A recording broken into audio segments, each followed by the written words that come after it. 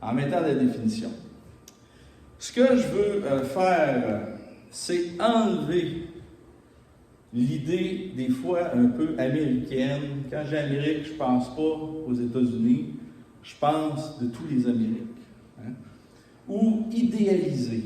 Parce que paradoxalement, il y a de la littérature sur le psaume 23 qui vont parler du métier de berger, mais en même temps qui font une présentation quasi romancée, idéalisée. On a souvent l'image de David avec quelques brebis, 3, 4, puis il est assis sur le rocher en jouant de la lyre. Je ne veux pas dire que c'est pas vrai, que c'est pas possible, mais démontrer que c'est clairement romancé.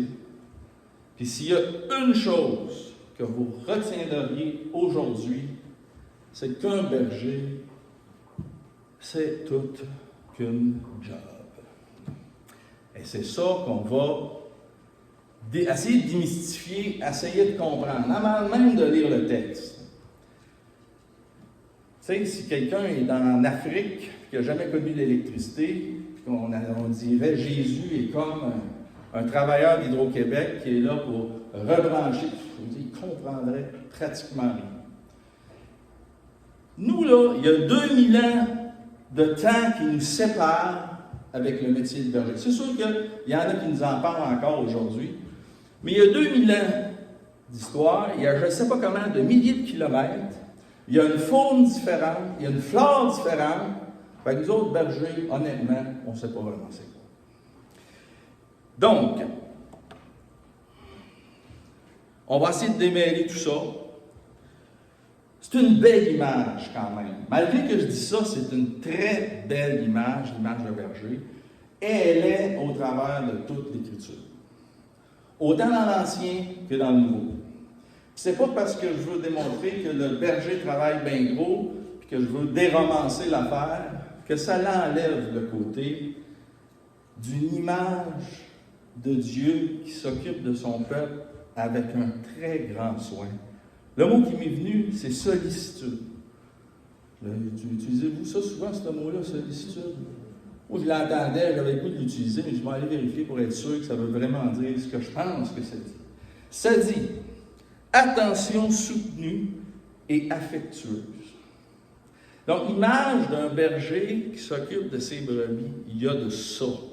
Et on ne le perdra pas de vue.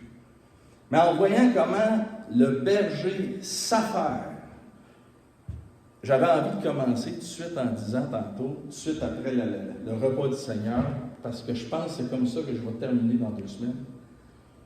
Le berger donne sa vie pour ses brebis. Puis quand on pense à ça, on pense tout de suite à crucifixion. Il donne sa vie, il meurt littéralement. Puis c'est vrai, je n'avais pas encore de ça, c'est clair.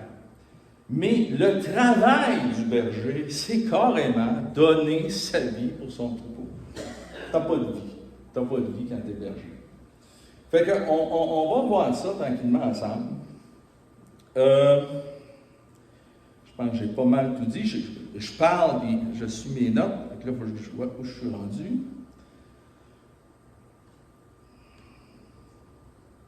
Donc, pour vous convaincre que le berger, parce qu'avant de dire l'Éternel est mon berger, il faut comprendre c'est quoi un berger. Ça, on va en parler un petit peu plus tard, c'est le deuxième point. Le premier point, c'est pas un hasard que Jésus dit dans Jean 10, « Je suis le bon berger ». Pour ceux qui écoutaient ça, là, ça résonnait, ça faisait écho. Pourquoi? Parce que non seulement le concept est présent dans le psaume 23, mais il est présent aussi ailleurs dans l'Ancien Testament. Il est présent aussi dans le Nouveau Testament. Puis il est présent aussi dans l'Apocalypse. Fait que le berger, c'est un concept qu'on retrouve dans toute l'Écriture. On va commencer. On connaît, j'ai cité tantôt Jean 10. Je suis le bon berger. Fait que là, je viens de dire, ça résonne, ça fait écho avec tous ceux qui écoutaient à ce moment-là de l'Ancien Testament. On ne verra pas tous les versets, tellement qu'il y en a, mais je veux vous convaincre que c'est présent. La parabole de Jésus dans Luc 15, qui dit qu'il laisse 99 brebis pour aller chercher celle qui est perdue. Cet exemple-là qu'il donne, c'était compris des compatriotes. Nous autres, en tant qu'hommes modernes, on a 100 brebis, on les connaît toutes par leur nom. On va toutes régulièrement les compter? Peut-être que oui. On réalise qu'il y en a une qui manque. Là-bas, on n'avait même pas besoin d'expliquer le travail de berger. On dirait que tout le monde comprenait ça. Un peu, je reviens à l'exemple de l'électricien. Vous n'avez jamais travaillé pour Hydro-Québec, mais quand vous avez une panne, vous imaginez facilement que le gars, il ne dort pas peut-être. Il va travailler plusieurs chiffres pour rebrancher.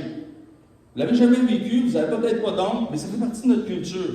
Là-bas, dans le temps, ça faisait partie de la culture. Ils comprenaient c'était quoi berger. Fait qu'il n'y a pas personne que quand il a dit, quand Jésus a donné cet exemple-là, il laisse les 99 pour aller chercher celle qui est perdue. Il n'y a pas personne qui dit, Jésus, voyons non, pas de main, ça marche. Personne. Pourquoi? C'était ça le job d'un berger. Alors Jésus, il donne cet exemple-là dans le Nouveau Testament. Belle petite citation de Jésus, avec grande implication, dans Luc 12. « Ne crains pas, petit troupeau, car le Père a trouvé bon de vous donner le royaume. » Petite allusion intéressante. Quand le Messie y naît, à qui est-ce qu'il apparaît? Et voilà. Je n'irai pas très loin parce que je me suis rendu compte comme de ça. Un matin encore, j'étudiais. Il y a tellement de stock, j'ai dit. Tu sais, on dirait qu'il y a tellement de matière que ça s'engouffre dans un entonnoir et ça veut bloquer, là, tu sais. Mais il est apparu au berger. Aurait-il dû apparaître? C'est sûr que non. Mais pourquoi il n'est pas apparu aux bergers d'Israël, à ceux qui étaient destinés pour nourrir le peuple? Je n'ai pas de réponse. Mais il apparaît aux bergers, puis les bergers, c'était pas très bien coté comme travail. C'était peut-être vu comme un mal nécessaire. Peut-être comme nos éboueurs, peut-être comme moi qui fais du ménage. Tu sais. Autour de Nawar, on ne paiera pas ça un grand salaire.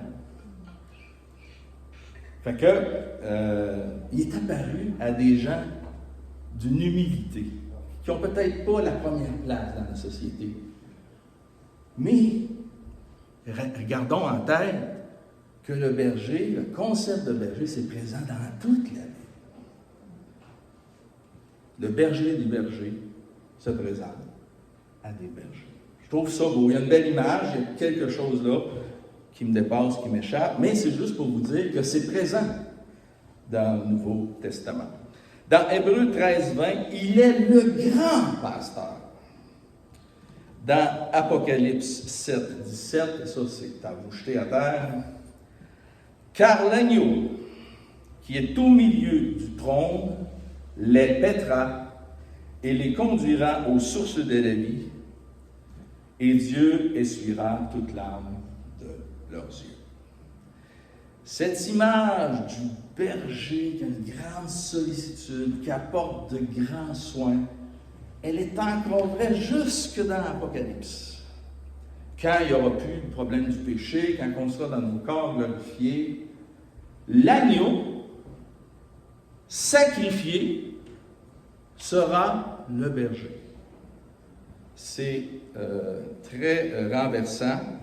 Et il essuiera toute larme de leurs yeux. Moi, c'est un des plus beaux passages de l'Écriture. Ça, c'est personnel, ça ne fait pas partie de l'étude, mais je trouve que c'est le verset anti-dépression par excellence. Parce que, souvenez-vous, quand vous étiez dans le monde sans aucun espoir, sans aucune espérance, puis là, ça ne va pas bien, tu n'as jamais l'espérance de t'en sortir un jour. Nous, on ne comprend pas comment. On sait qu'on a un bon berger qui peut peut-être même nous délivrer ici. Mais si jamais il ne le ferait pas ici, on sait qu'il va le faire parfaitement de l'autre bord. Et juste ça, en tout cas, moi, ça me donne un aplomb, une paix, ça m'aide à respirer. Bon. Voilà pour le petit côté, peut-être un petit peu plus personnel, là, mais qui a quand même rapport au texte. Dans l'Ancien Testament, je vais aller dans. Il y a bien sûr le psaume 23. Je vais aller dans Isaïe. Isaïe 40, verset 11, verset 10, 11, je crois. Je vais commencer à 10. Le Seigneur, l'Éternel, vient avec puissance et son bras lui assure la souveraineté. Il a son salaire avec lui, sa récompense est devant lui. Pareil à un berger. Il s'occupera de son troupeau. Il prendra les agneaux dans ses bras. C'est drôle tantôt. Ça faisait dans ses bras. Là, j'étais là, je dis non, c'est pas dans les bras d'un berger. Puis je me souvenais même pas de ça. Il prendra les agneaux dans ses bras et les portera contre sa poitrine. Il conduira les brebis qui allaitent. Après ça, ça fait rapport au terme de berger. Mais on voit ici dans Isaïe. Dernier passage dans l'Ancien Testament, puis il y aurait d'autres exemples à donner. Je verrai si je les apporterai à la deuxième. Mais bon, l'autre c'est Ézéchiel 34.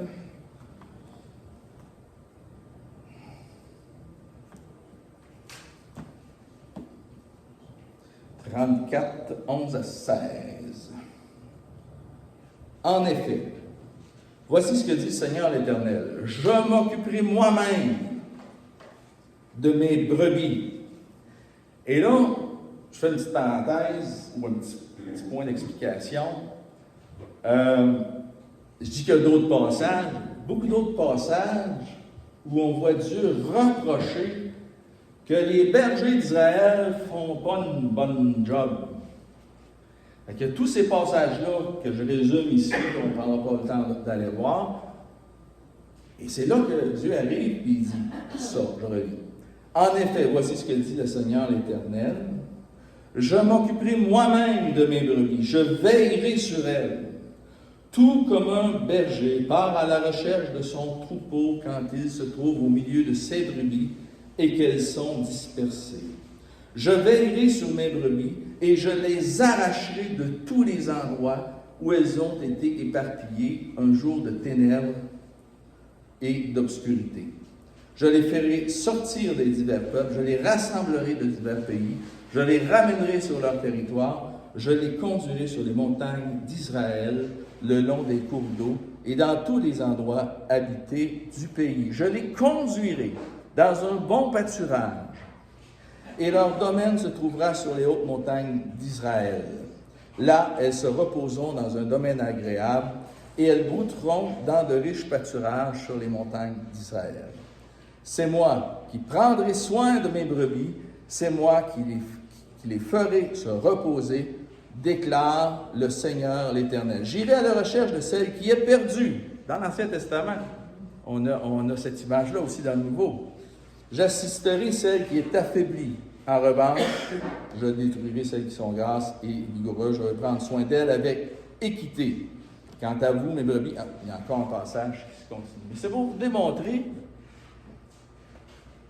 qu'on ne peut pas échapper d'étudier la job de berger.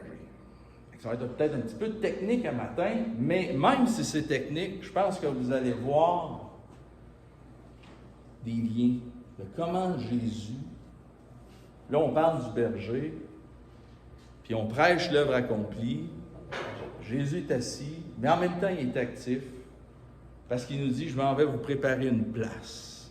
Il s'occupe de son Église. Il dit, je bâtirai mon Église. Puis de la même manière, la brebis, quand elle voit son berger, qui est là, qui s'occupe, qui est affairé, qui s'occupe de celle qui est délaissée, qui s'occupe du troupeau, qui la conduit vers des eaux paisibles.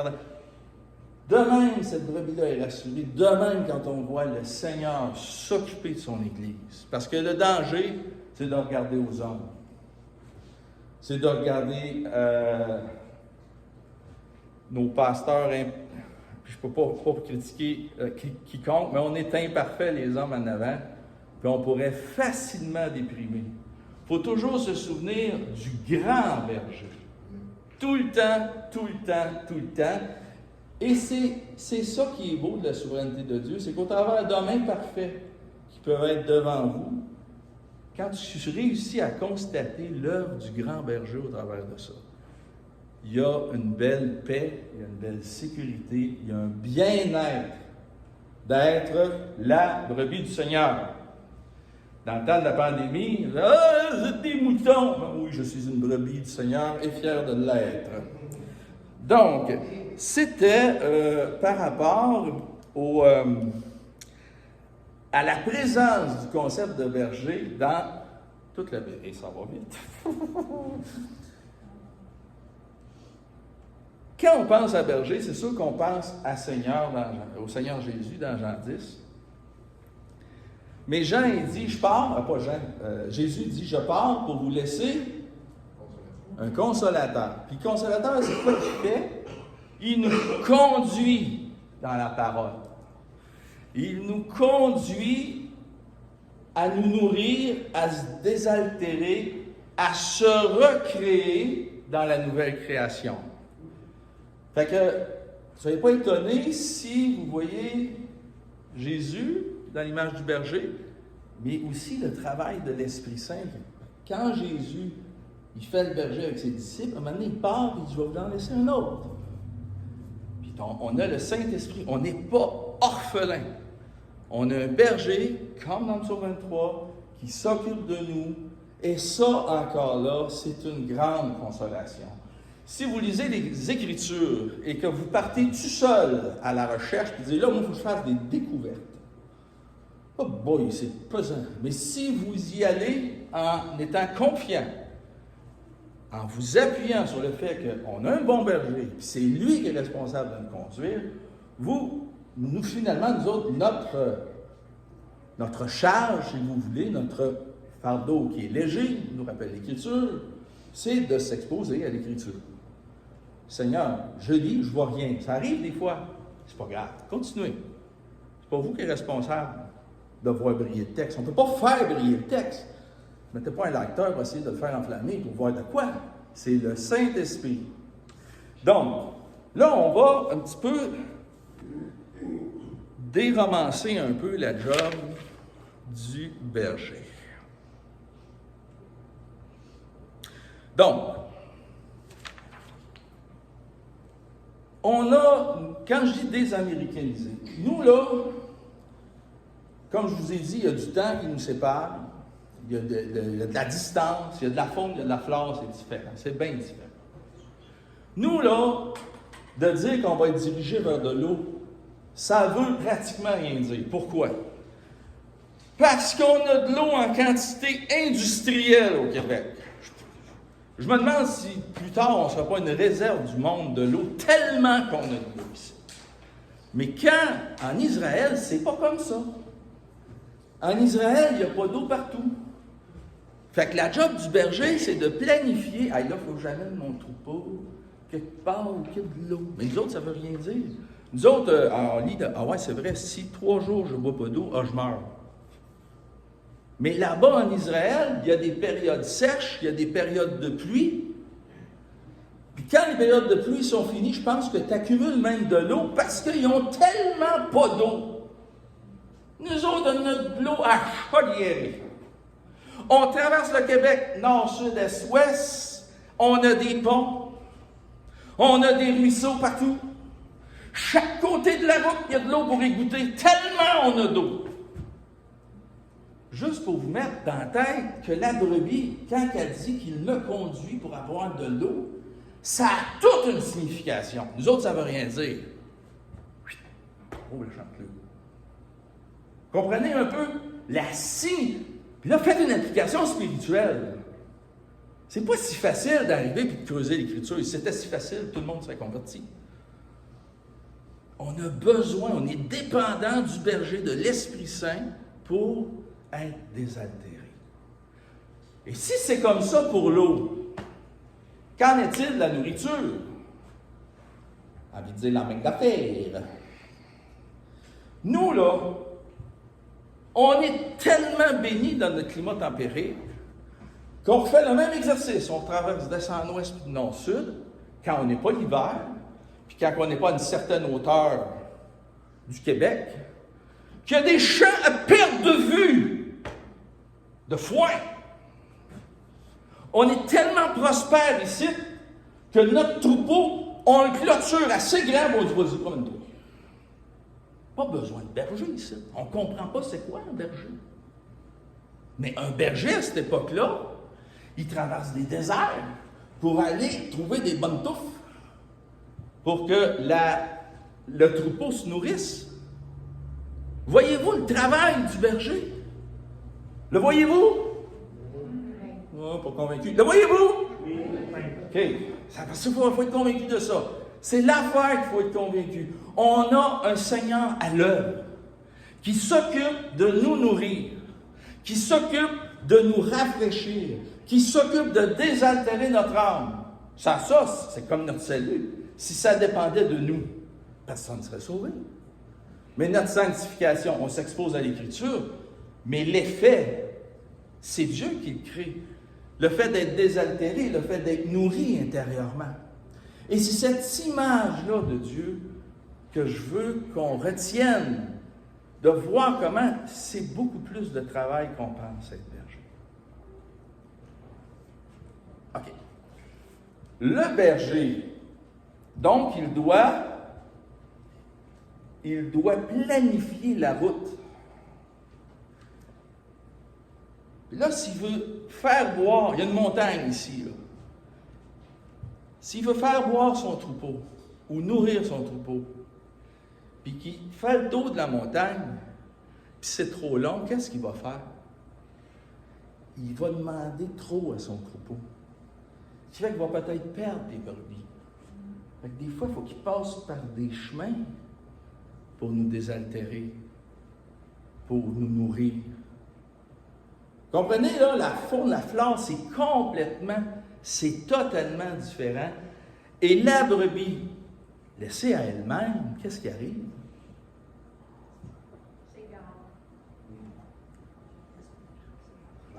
Si elle s'égare, elle va mourir parce qu'elle n'est pas capable de trouver le point d'eau, elle n'est pas capable de trouver la nourriture. Puis là, il y a l'idée que le berger revient chez lui. Mais d'autres fois, il y a le berger, il part des semaines et des mois pour revenir. Ah, c'est tout qu'une job, là. Tu sais, des fois, on dit les camionneurs, c'est pas une vie, ils sont partis, là. Je pense que les bergers, ça ressemblait pas mal à ça, là, côté temps, côté investissement. C'est une job à temps plein. Il y a l'image des rois d'Israël qui sont appelés bergers. Pourquoi? Ben, ils s'occupent du peuple. C'est une job à temps plein. Il y a non-stop, il n'y a pas de repos. Un pasteur, c'est temps plein. Tu peux pas t'occuper à moitié d'une église. Les brebis vont s'en sortir. Fait on voit là que l'image du berger, il faut défaire l'idée du fermier qui clôture, puis qui rouvre une valve, puis qui va là à 1 heure, il dit ah, tout est correct, les vaches sont rentrées, comme paf, non. C'était pas ça la réalité dans le temps. C'était vraiment le berger s'occupait de déplacer le troupeau vers la nourriture et non le contraire. On fait un package. Puis on laisse aller, on paye la bouffe là où ça vient. Fait que c'est le grand travail du berger et il reste encore du temps.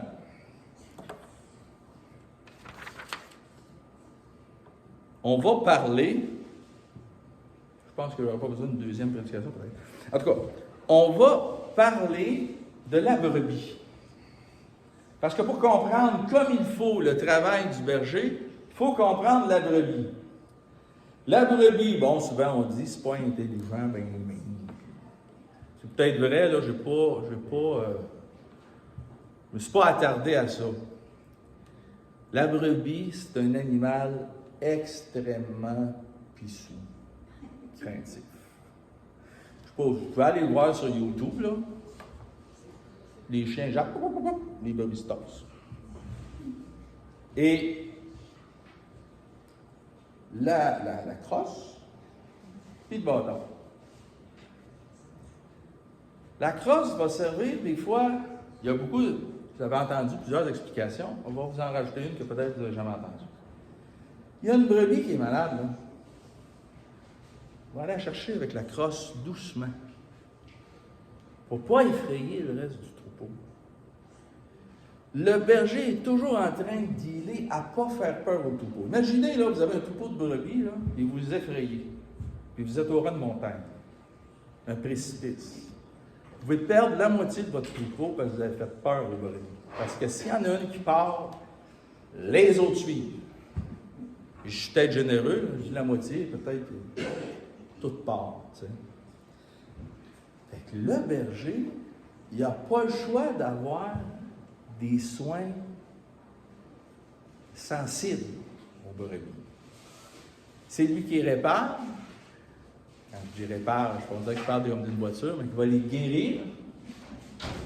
Et quand il y a un bâton, son bâton, ça, il faut enlever de la tête. Parce que souvent, je voyais le bâton comme une correction. Parce que souvent, dans les proverbes, on parle d'une verge pour corriger. Une verge, c'est une verge, puis un bâton, c'est un bâton. C'est pas la même affaire. Et le bâton n'est jamais adressé à la brebis. Jamais, jamais, jamais. Il est adressé aux ennemis. Enlevez-vous ça de la tête. Si vous pensez, je l'ai même pensé à un moment donné dans ma vie, ça me rassurait. Hey, oui, son bâton, si je fais une niaiserie, il y a d'autres moyens, Seigneur, plus intelligents. Puis oui, c'est vrai qu'il peut nous mettre sous discipline pour nous aider à rentrer dans le rang, si on veut dire. Mais le bâton est adressé à l'ennemi. Au loup, peut-être au mauvais pasteur, je ne sais pas, mais c'est vraiment plus le loup. Tous les animaux qui peuvent venir. Puis on se souvient de David. Contre quoi qui s'est battu, donc, David? Un ours et un lion. T'as mieux d'avoir un bâton, hein? Fait que la petite crosse, la grande crosse, je veux dire, elle servait à aller souvent aller chercher des brebis, à aller séparer le troupeau, à aller aider à diriger. Écoutez, pour résumer, là, vous êtes un berger, vous avez deux outils de travail, puis là, il y en a qui rajoutent la fronde, il y en a qui rajoutent le chien berger, mais dans le psaume 23, on en a deux, et tout ça sert à paître le troupeau. Comprenez-vous le mot paître? Tu sais, des fois, quand quelqu'un nous énerve, on l'envoie paître, on l'envoie au loin. Mais paître, c'est justement aller au loin pour nourrir le peuple. Tu sais? Fait que tout ça, ce sont des outils pour aider à paître le troupeau, le protéger contre les ennemis, tout ça pour qu'il soit protégé et grandisse et soit nourri. En constant, là, il y a le soir, ils doivent rentrer dans un environnement qui est clôturé. C'est souvent fait de pierre, avec des ronces sur le dessus, pour empêcher justement les animaux de traverser. Parce que nous, on a un berger qui ne sommeille ni ne dort, mais les bergers humains, il faut qu'ils dorment. Donc là, il y avait un enclos, puis il y avait une ouverture, puis toutes les brebis rentrent dans l'enclos. Des fois, ils pouvaient se mettre plusieurs bergers.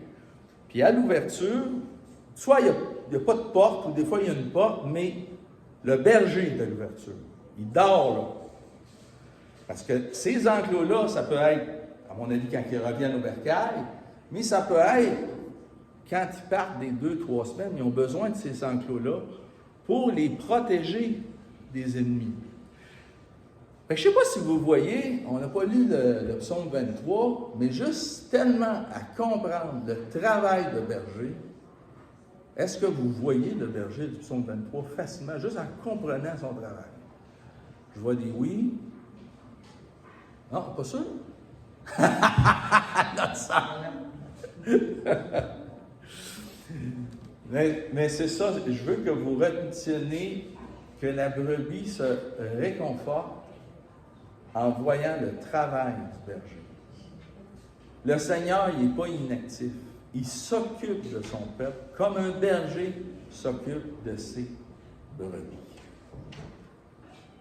Moi, j'arrêterais ça là. Alors, prochaine semaine, on va lire le psaume 23 avec tout ça, là, puis on va digérer tout ça, puis on va rajouter aussi d'autres affaires pour apprécier. J'espère que ça va vous aider, comme des petites notes en bout de page, à apprécier le psaume 23. Amen? Amen.